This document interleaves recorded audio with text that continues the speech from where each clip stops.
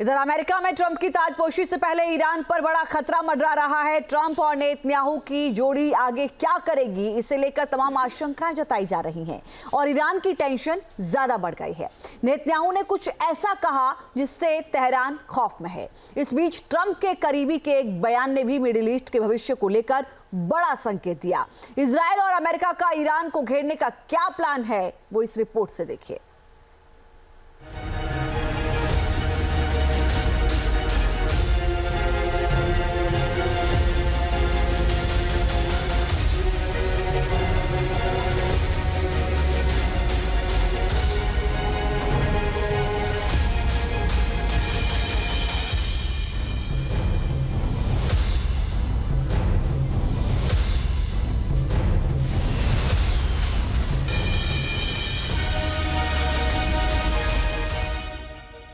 America में बदला निजाम।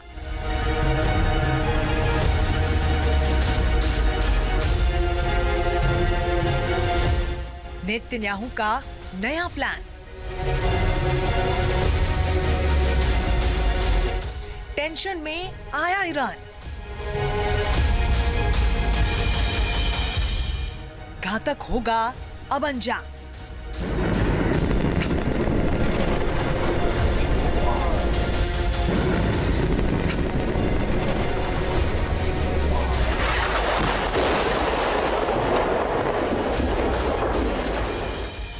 Middle east पर ट्रंप करेंगे क्या ऐलान?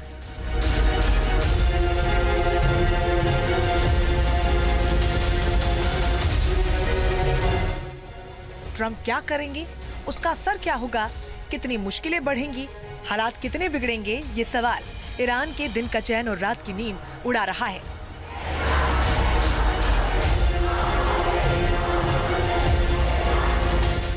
अमेरिका में चुनाव नतीजों के बाद से ही पूरी दुनिया की नजर इस बात पर टिकी है कि अब मिडिल ईस्ट का क्या होगा।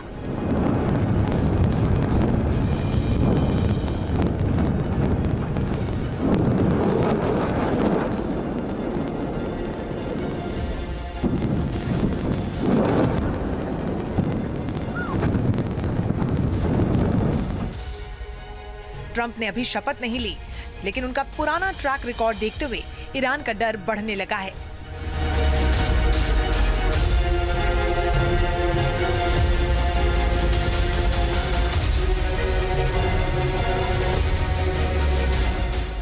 दूसरी बार अमेरिका के राष्ट्रपति चुने गए डोनाल्ड ट्रंप की इजराइल के प्रधानमंत्री के साथ काफी अच्छी ट्यूनिंग है। ईरान को लेकर दोनों का नजरिया भी एक जैसा है। यही बात ईरान को सबसे ज्यादा परेशान कर रही है। आगे क्या होगा और कैसे होगा, इसकी प्लानिंग इजराइल लगातार बना रहा है। यही वजह है कि इजराइल के प्रधानमंत्री बेंजामिन नेतन्याहू अमेरिकी चुनाव के नतीजों के बाद डोनाल्ड ट्रंप से 3 बार बात कर चुके हैं। בימים האחרונים אני שוחחתי 3 פעמים עם הנשיא הנבחר דונלד טראמפ. אלה היו שיחות טובות וחשובות מאוד. שיחות שנועדו להדק עוד יותר את הברית האיתנה בין ישראל לארצות הברית. אנחנו רואים עין בעין את האיום האיראני על כל מרכיביו ואת הסכנה שנשקפת ממנו. ואנחנו רואים גם את ההזדמנויות הגדולות שעומדות בפני ישראל בתחום השלום והרחבתו ובתחומים אחרים. एक हफ्ते से भी कम वक्त में नेतन्याहू 3 बार ट्रंप से बात कर चुके हैं। ऐसे में आशंका इस बात की जताई जा रही है कि अमेरिका और इजराइल जल्द ही ईरान के खिलाफ कुछ बड़ा कर सकते हैं। इसकी सबसे बड़ी वजह है डोनाल्ड ट्रंप के पिछले कार्यकाल में ईरान को लेकर उनकी नीतियां।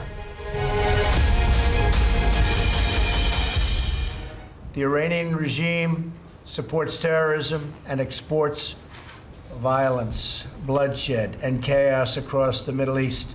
That is why we must put an end to Iran's continued aggression and nuclear ambitions. They have not lived up to the spirit of their agreement.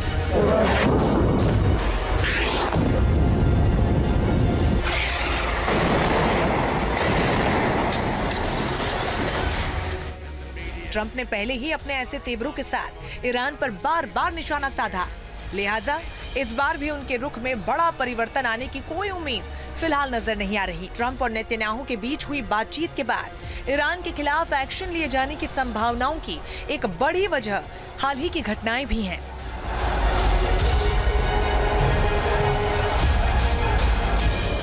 एक अक्टूबर को ईरान ने इजराइल पर अटैक किया। कई रॉकेट्स एक साथ इजराइल पर दागे गए, जिसके बाद इजराइल ने बदला लिया और ईरान पर जवाबी हमला बोला। इजराइल के इस स्ट्राइक के बाद ही ईरान लगातार इजराइल पर अटैक करने की धमकी दे रहा है।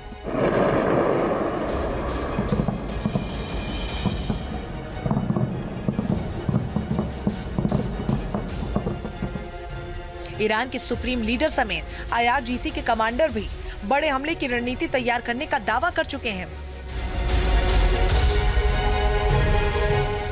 मगर अमेरिका में सत्ता परिवर्तन के बाद ईरान के सामने खतरा बढ़ गया है। डर इस बात का भी है कि अगर उसने इजराइल पर हमला किया तो ट्रंप को मौका मिल जाएगा और वो विध्वंसक प्रहार कर सकते हैं।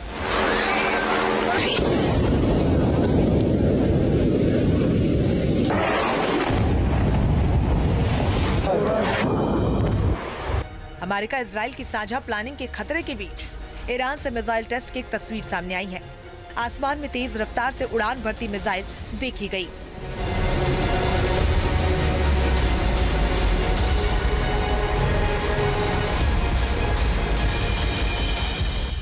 माना जा रहा है कि ईरान ने किसी नए क्रूज मिसाइल का टेस्ट किया है, यानी ईरान अपनी तैयारी में कोई कसर नहीं छोड़ना चाहता। मगर इजराइल पर हमला करने की हिम्मत दिखा पाएगा या नहीं, इसे लेकर सवाल है, खासकर तब जबकि नेतन्याहू और ट्रंप लगातार बात कर रहे हैं। क्योंकि डोनाल्ड ट्रंप और बेंजामिन नेतन्याहू का जो कॉम्बिनेशन है वो आतंकियों के लिए डेडली कॉम्बिनेशन है और ये आतंकी और उसके पीछे जो बैठा हुआ ईरान भारी दबाव में स्पष्ट रूप से दिखाई देते हैं। जिस तरीके के जो ट्वीट्स ईरान के सुप्रीम लीडर अयतुल्लाह खामनेई के आए हाल के समय में, उससे उनकी बौखलाहट भी दिखाई देती है। तो इससे बहुत स्पष्ट है कि ईरान भारी दबाव में है।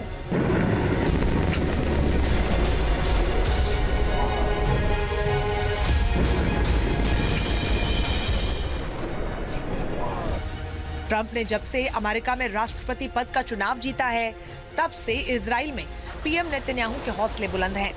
इजराइल की सेना गाजा से लेकर लेबनान तक हमले भीषण कर रही है। एक दिन में अटैक की संख्या पहले के मुकाबले काफी बढ़ गई है।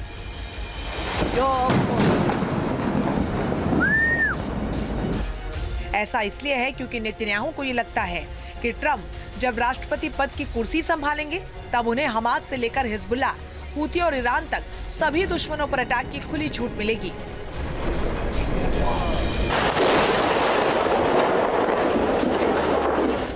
मिडिल ईस्ट में जारी तनाव के बीच डोनाल्ड ट्रंप के एडवाइजर माइक इवांस ने भी बड़ा संकेत दिया। माइक ट्रंप के सबसे खास लोगों में से एक माने जाते हैं। अमेरिका में ऐसा कहा जाता है कि ट्रंप के हर बड़े फैसले में उनकी भी रजामंदी होती है। इवांस ने इजराइल के एक चैनल से इंटरव्यू के दौरान ये साफ किया कि इजराइल के पास निर्णायक कार्रवाई करने के लिए 20 जनवरी तक का समय है। ट्रंप चाहते हैं कि इजराइल अगले 8 हफ्तों में ईरान का काम तमाम कर दें। इजराइल उत्तर और दक्षिण में मामलों को निपटाए और फिर ईरान पर ध्यान केंद्रित करे।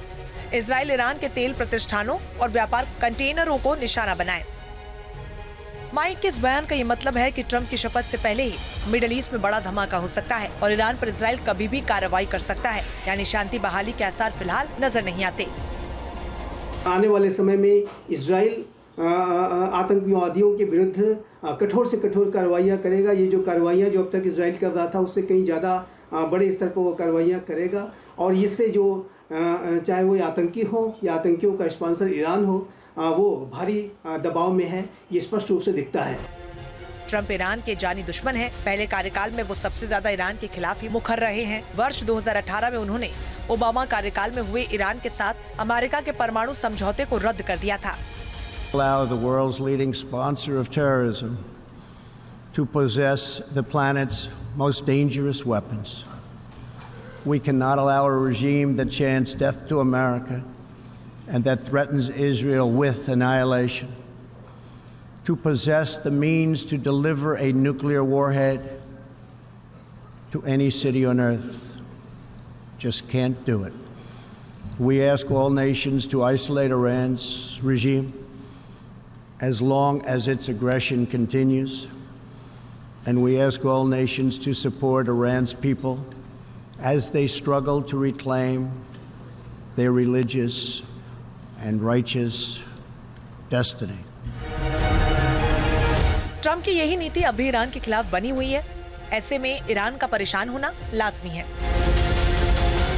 Team news nation. News nation अब व्हाट्सएप पर खबरों की ताजा अपडेट के लिए न्यूज नेशन के इस QR कोड को स्कैन करें।